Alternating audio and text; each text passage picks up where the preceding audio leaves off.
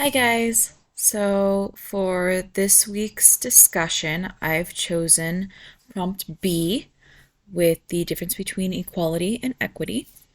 And the way I would best describe the difference between those two is that treating students equally is giving them all the same material, treating them exactly the same, grading exactly the same, with the same supports and no difference. Everyone gets treated exactly the same.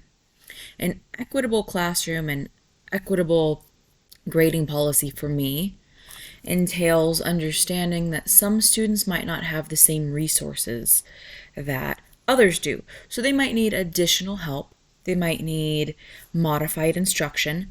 They might need modified assignments, even to make it more equitable. So long as they're grasping the same content as the other students, it shouldn't matter what path you take to get them to that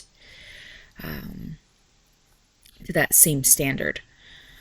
And to support this with an example from my own personal life, I used to do tutoring with a state company that worked with No Child Left Behind students, and we would tutor K through 12 in math and English language arts.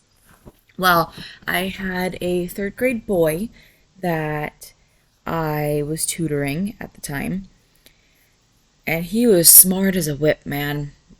He just got it when he got it. But he was falling behind in classwork. And why? Because we were introducing technology into the classroom pretty heavily back when I was doing this. It was just starting to transition into elementary classrooms. And the tutoring that the state put him in was No Child Left Behind, learning with laptops. This would have been great until I got to his house and I realized immediately what the issue is. My poor student didn't have access to internet. And that's a pretty big difference. So we made a couple of changes. The other students I was tutoring, we'd go to their house, we'd hop online, do all sorts of games. What I ended up doing was downloading offline versions of a lot of the material you could get online so he could still get work with the computer, just didn't need access to the internet. And the other thing we would do is when we did need to take assessment, his mom agreed to let him go to the local library, so we would meet there instead.